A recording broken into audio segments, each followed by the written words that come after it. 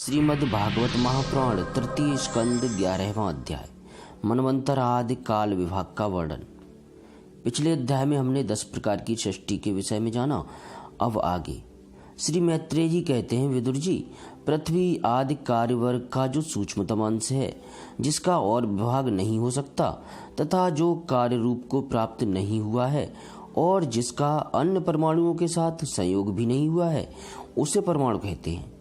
इन अनेक परमाणुओं के परस्पर मिलने से ही मनुष्यों को ब्रह्मवश उनके समुदाय रूप एक अवयवी की प्रतीति होती है। यह परमाणु, जिसका सूक्ष्मतम अंश है, अपने सामान्य स्वरूप में स्थित उस पृथ्वी आदि कार्यों की एकता अर्थात समुदाय अथवा समग्र रूप का नाम परम महान है। इस समय उसमें न तो प्रलय आदि अवस्था भेद की स्फूर्ति होती है, न नवीन प्राचीन आदि काल भेद का वहन होता है और न घट पट आदि वस्तु भेद की ही कल्पना होती है।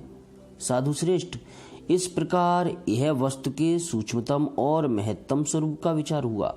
इसी के सदृश्य से परमाणु आदि अवस्थाओं में व्याप्त होकर व्यक्त पदार्थों को भोगने वाले सृष्टि आदि में समर्थ अव्यक्त स्वरूप भगवान काल की भी सूक्ष्मता और स्थूलता का अनुमान किया जा सकता है।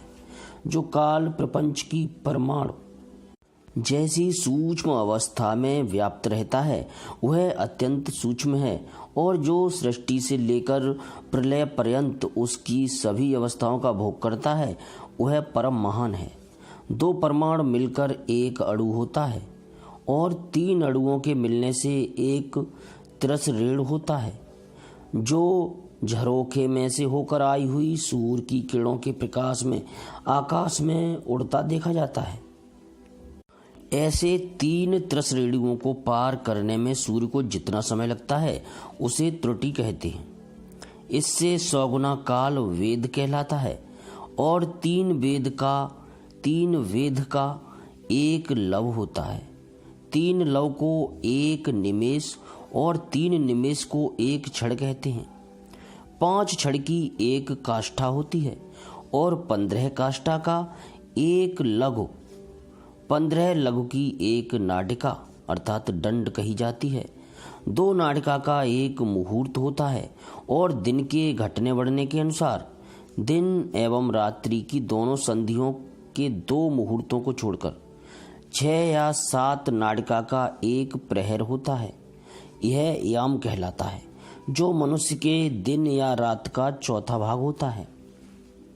6 पल तांबे का एक ऐसा बर्तन बनाया जाए जिसमें एक प्रस्थ जल आ सके और 4 मासे सोने की 4 अंगुल लंबी सलाई बनवाकर उसके द्वारा उस बर्तन में पेंदे में छेद करके उसे जल में छोड़ दिया जाए।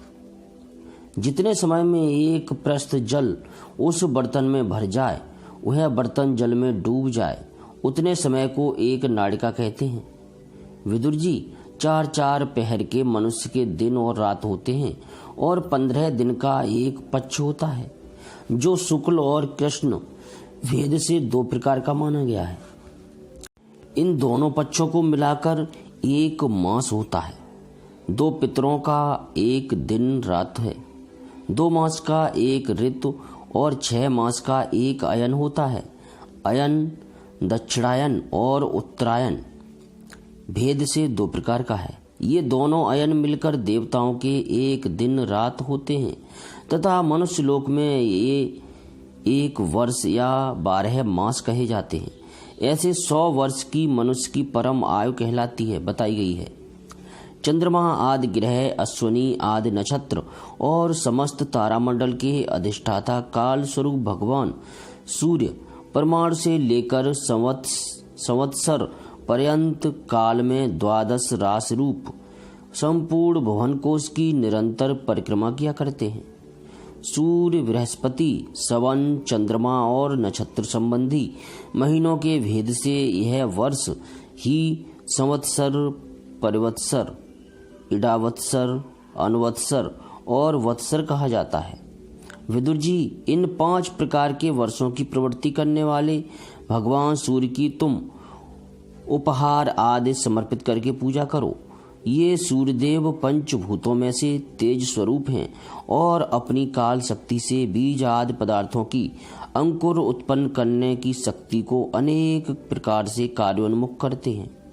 ये पुरुषों की मोह निवृत्ति के लिए उनकी आयु का क्षय करते हुए आकाश में विचरते हैं तथा ये ही सकाम पुरुषों को यज्ञ आदि कर्मों से प्राप्त होने वाले स्वर्ग आदि मंगलमय फलों का विस्तार करते हैं। विदुर जी ने कहा, मुनिवर, आपने देवता, पितर और मनुष्यों की परमायु का वर्णन तो किया। अब जो सनकादि ज्ञानी मुनिजन त्रिलोकी से बाहर कल्प से भी अधिक काल तक रहने वाले हैं, उनकी भी आयु का वर्णन कीजिए। आप भगवान काल की गति भली भांति जानते हैं, क्योंकि ज्ञानी लोग अपनी योग सिद्धि दिव्य दृष्टि से सारे संसार को देख लेते हैं। मैत्रेय जी ने कहा, विदुर जी, सत्ययुग, त्रेता, द्वापर और कल, ये 4 युग अपनी संध्या और संध्यांशों के सहित देवताओं के 12 सहस्त्र वर्ष तक रहते हैं, ऐसा बतलाया गया है। इन सत्यादि चारों युगों में क्रमशः 4, 3, 2 और 1 सहस्त्र दिव्य वर्ष होते हैं, और प्रत्येक में जितने सहस्त्र वर्ष होते हैं उससे दुगुने 100 वर्ष उनकी संध्या और संध्यांशों में होते हैं। युग की आदि में संध्या होती है और अंत में संध्यांश। इनकी वर्ष गणना सैकड़ों की संख्या में बतलाई गई है। इनके बीच का जो काल होता है उसी को काल वेत्ताओं ने युग कहा है।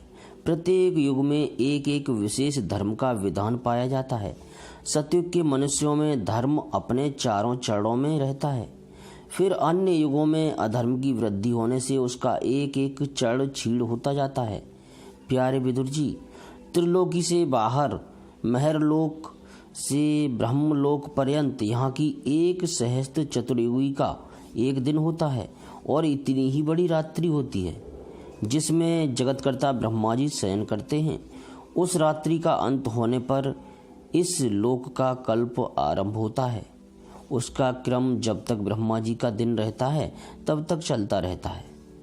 उस एक कल्प में 14 मनु हो जाते हैं।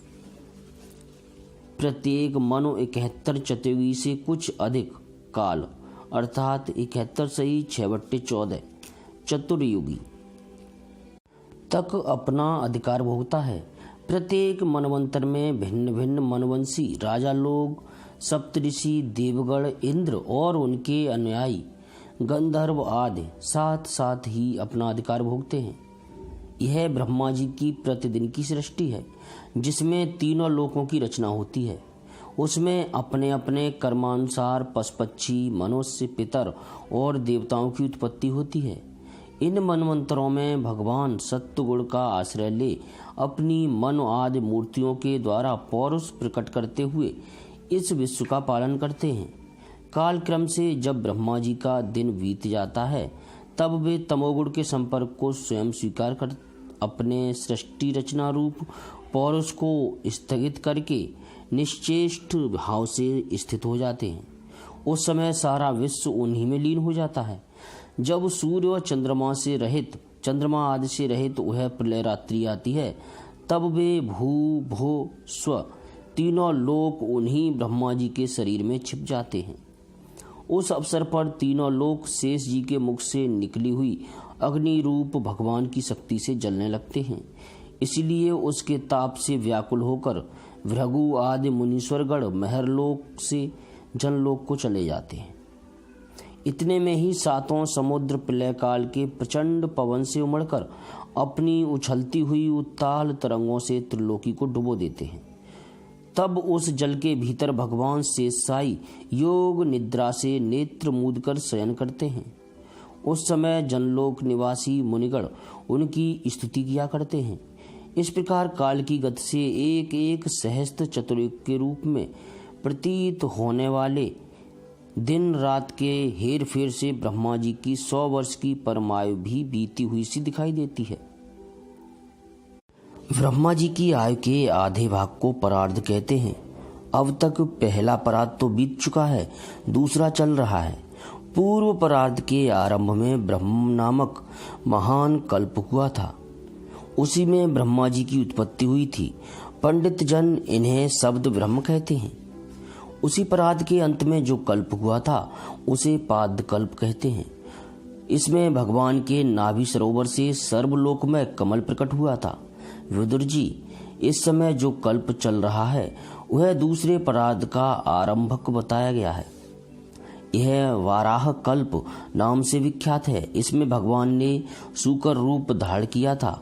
यह 2 परार्ध का काल अव्यक्त, अनंत, अनादि विश्वात्मा श्री हरि का एक निमेष माना जाता है। यह प्रमाण से लेकर दुपरार्ध पर्यंत फैला हुआ काल सर्व समर्थ होने पर भी सर्वात्मा श्री हरि पर किसी प्रकार की प्रभुता नहीं रखता। यह तो देह आदि में अभिमान रखने वाले जीवों का ही शासन करने में समर्थ है।